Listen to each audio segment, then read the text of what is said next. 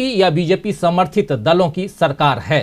तो क्या हाल है, क्या सूरत हाल है मणिपुर का, लेकिन वहां हमारा ओपिनियन पोल क्या कहता है उससे पहले 2017 के चुनाव में क्या स्थिति थी, दलीय स्थिति थी, ये समझ लें, देख लें और फिर चलेंगे कि क्या आंकड़े कहते हैं। आइए सबसे पहले दिखाइए कि 2017 में, देखिए ये सामने है, बीजेपी के जो गठबंधन उस समय था, बीजेपी को 21 सीटें, कांग्रेस को 28 सीटें। टोटल सीट्स कितनी है तो 60 में से 21, 28 और 11 अन्य के खाते में। लेकिन 28 वाला जो है वो पार्टी सरकार नहीं बना पाई। 21 दलों के साथ वाली पार्टी सरकार में चली गई और आज भी काबिज है, यानी कि बीजेपी ने 2 जगह पार्टी जीत के मुहाने तक तो नहीं पहुंची थी, उसमें एक मणिपुर भी था और एक गोवा भी। गोवा के बारे में भी इसके बाद चर्चा करेंगे, मणिपुर के बाद गोवा का ही नंबर आएगा। लेकिन दोनों जगह सरकारें बीजेपी की बन गई। अब मणिपुर में आज की स्थिति में अगर चुनाव हो जाए तो ओपिनियन पोल हमारा क्या कहता है उसे देख लेते हैं और फिर उस पर चर्चा। सीधे मणिपुर को लेकर के बहुत नजदीक से वहां की गतिविधियों पर नजर रखे हुए हैं जयशंकर जी, आपके पास ही आऊंगा सीधा। लेकिन मणिपुर के आंकड़े बताइए कि क्या कुछ कहते हैं आंकड़े। और क्या देखिए, मणिपुर में बहुत ही उलझा हुआ मामला दिखाई दे रहा है। बीजेपी 22 से 24 सीटें और कांग्रेस 25 से 27 सीटें, अदर्स के खाते में 10 से 12 सीटें। सरकार बनाने के लिए 31 सीटें चाहिए। किसी भी पार्टी के पास यहां 31 सीटें नहीं दिखाई दे रही हैं। बीजेपी कांग्रेस से थोड़ी सी पिछड़ती नजर आ रही है, लेकिन क्या बीजेपी सरकार बना ले जाएगी? अगर देखें 2017 की स्थिति तो 2017 में 21 सीटें थी बीजेपी के पास और कांग्रेस के पास 28 सीटें थीं, लेकिन कांग्रेस सरकार नहीं बना पाई। मात्र 3 सीटों की दरकार, लेकिन कांग्रेस सरकार नहीं बना पाई। और बीजेपी को उस समय 10 सीटों की दरकार थी, जरूरत थी, लेकिन बीजेपी सरकार बना ले गई। इस बार भी क्या ऐसा ही होगा, समझेंगे जयशंकर जी आपसे। बहुत नजदीक से आप देख रहे हैं मणिपुर की गतिविधियों को, जो आंकड़े हैं वो आपके सामने हैं और यहां क्या कुछ कहते हैं लोग, ये भी समझाइए जरा। और ये कि इन आंकड़ों के आधार पर आगे क्या देख रहे हैं आप। आज की तारीख में वहां पर हंग असेंबली दिखाई दे रही है। नहीं राजीव जी, देखिए, एक तो जो इनकम्बेंसी फैक्टर है वो सिर्फ उत्तराखंड या उत्तर प्रदेश या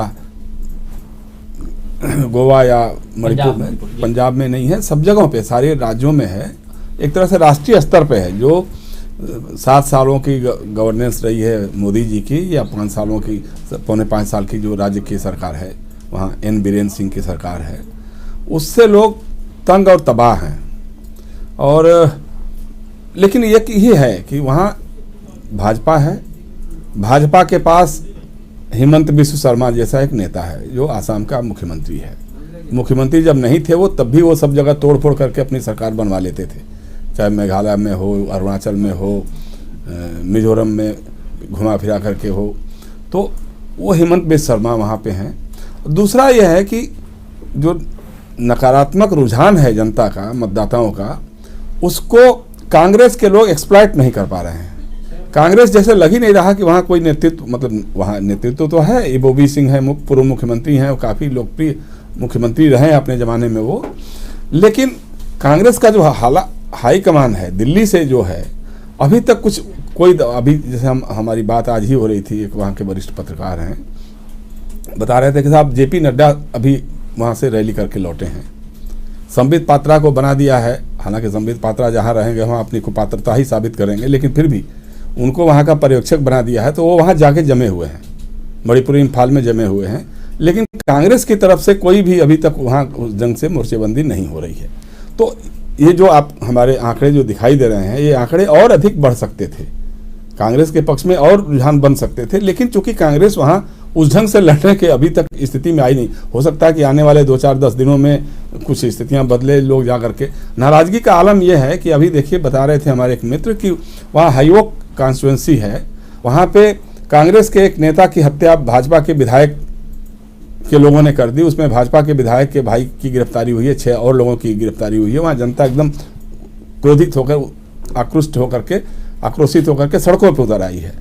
तो इस तरह के माहौल भी वहाँ बन रहा है, लोगों में गुस्सा चरम पे आ रहा है। और दूसरा जो मैं बार बार कहता रहा हूँ कि एक तो आफस्पा को लेकर के जो गुस्सा है नॉर्थ ईस्ट के लोगों में, वो आसाम में भी है, नागालैंड में है, ये मणिपुर में भी है, मिजोरम में भी है। तो इन राज्यों में जो अफस्पा को लेकर के जो गुस्सा है, अच्छा, वो गुस्सा हो भी क्यों नहीं, जिस तरह से नागालैंड में पिछले दिनों आम लोगों को हमारी सिक्योरिटी फोर्सेज के लोगों ने मार दिया, आम नागरिकों को, मतलब ट्रक वैगन में जा रहे थे लोग और गाड़ी नहीं रोकी तो उनको सबको गोलियों से भून दिया गया। अब इसको लेकर के देखिए, वहाँ मणिपुर में 2-3 जिले ऐसे हैं, सेनापति जिला है या उखरुल जिला है या एक आध और जिले हैं जहाँ पे नगा लोगों की आबादी सबसे ज़्यादा है, मतलब बहुतायत आबादी वहाँ पे, बहुमत आबादी नगा लोगों की है। तो वो लोग, उनकी जो पार्टी है नगा पीपुल्स फ्रंट है, एक तो आपका जो सीज फायर था वही लगभग ख़त्म हो चुका है, मतलब व्यावहारिक रूप से एक तरह से ख़त्म हो चुका है।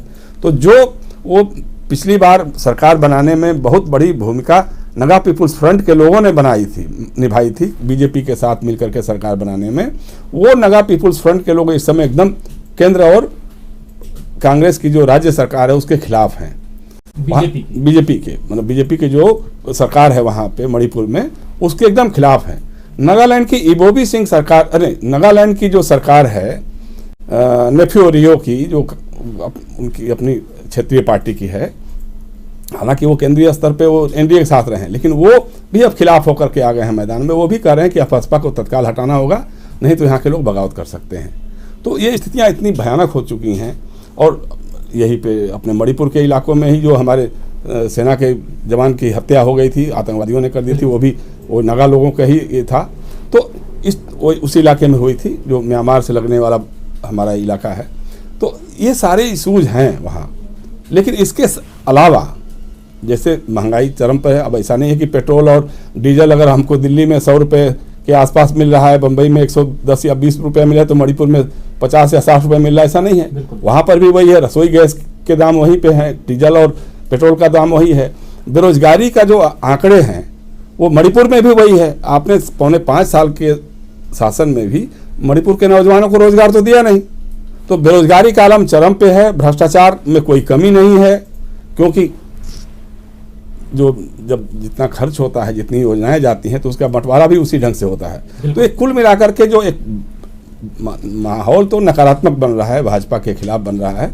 लेकिन वही है कि उसको एक्सप्लॉइट करने का, उसको अपने पक्ष में भुनाने का जो सक्रियता होनी चाहिए या जिस ढंग से आक्रामकता होनी चाहिए, अभी तक कांग्रेस में दिखाई नहीं दे रही है। और अगर नहीं दिखाई देगी तो जाहिर सी बात है भाई, वहाँ पे एन बीरेन सिंह मुख्यमंत्री हैं और कांग्रेस में ही थे पहले, कांग्रेस से ही निकल के गए हैं वहाँ पर, तो दोबारा आ जाएं तो कोई आश्चर्य की बात नहीं होगी। क्योंकि हेमंत बिस्व शर्मा तो 10-20 एमएलए तो इधर उधर खरीद ही लेंगे, वो उसमें तो कोई बड़ी बात हो ही नहीं सकती है। बिल्कुल। 21 सीटें थी पिछली दफा और 21 और 28 सीटें कांग्रेस की थी। बीजेपी 21 सीटों पर रहकर के भी सरकार बनाई और 5 साल से सरकार चल रही है। और आगे अगर आपको याद होगा तो पिछले महीने का जो हमारा ओपिनियन पोल था उसमें कांग्रेस को पूर्ण बहुमत मिल रही थी, लेकिन कांग्रेस यहां पिछड़ रही है इस ओपिनियन पोल में। जो साथी पिछले ओपिनियन पोल को देखे होंगे उनको याद होगा, पता होगा कि कांग्रेस 31 या 32 सीटें कांग्रेस की आ रही थी हमारे पिछले ओपिनियन पोल में, लेकिन इस बार क्यों पिछड़ रही है, जिसके बारे में भी जयशंकर जी भी कह रहे हैं। तमाम अलग अलग मुद्दों के बाद भी अगर ऐसा हो रहा है तो कांग्रेस को वहां ध्यान देने की जरूरत है, क्योंकि बहुत सारे मुद्दे ऐसे हैं जिस पर काम करना होगा। और जैसा कह रहे हैं कि संबित पात्रा वहां के बीजेपी की तरफ से प्रभारी हैं, जेपी नड्डा आज ही वहां से रैली करके निकले हैं। मणिपुर छोटा राज्य है, पूर्वोत्तर का राज्य है, लेकिन महत्वपूर्ण राज्य है, यह मानना होगा कांग्रेस को, तभी कांग्रेस वहां कुछ कर पाएगी। और कांग्रेस को सरकार बनाने के लिए ये तो मान के चले, चाहे गोवा हो या मणिपुर हो, दोनों जगह बहुमत से ज्यादा का आंकड़ा लेकर आना होगा, तभी सरकार बना पाएगी। और इस बात से शायद हमारे साथी किशोर नायक गांवकर जी भी सहमत होंगे कि गोवा में भी पिछले 10 साल से जो कांग्रेस की स्थिति है उसको भी बहुत बेहतर तरीके से आगे, अभी जब हम गोवा के आंकड़े रखेंगे तब बताएंगे। लेकिन एक कमेंट शिविंदर जी आपसे लेना चाहूंगा मणिपुर को लेकर के, जो परिस्थितियां वहां दिखाई दे रही हैं। बहुत कुछ हुआ पिछले दिनों, आपने देखा, जिसका जिक्र अभी कर भी रहे थे, सेना की तरफ से जो हमला और वहां के निहत्थे लोगों के ऊपर गोलीबारी जिसमें 14 लोगों की जान भी गई। ये तमाम घटनाओं के बाद भी देख रहे हैं हम कि वहां हंग असेंबली की स्थिति है, लेकिन एंटी इनकम्बेंसी फैक्टर का फायदा यहां कांग्रेस उठाती हुई दिखाई नहीं दे रही है। क्या कहेंगे आप? शिविंदर जी की आवाज खोलिए। शिविंदर जी। जी जी मेरी आवाज आ रही है आपको? जी जी जी।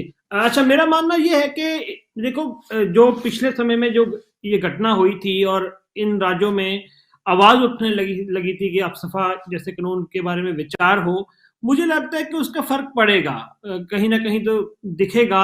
ठीक है कि आगे चल कर देखते हैं कि क्या होगा, कि मुझे लगता है कि उसका फर्क तो पड़ेगा, क्योंकि काफी आक्रोश है लोगों में जिस तरह वो हुआ था। बल्कि अफसफा जिन जिन राज्यों में है, वहां लगातार इंसानी हकूक की उल्लंघना हो रही है, इंसानी हकूक को कुचला जा रहा है। तो मुझे लगता है कि ये एक फैक्टर होगा जरूर आने वाले ये समय में, ये इलेक्शन में कहीं ना कहीं इसका प्रभाव रहेगा। इसका प्रभाव रहेगा। अब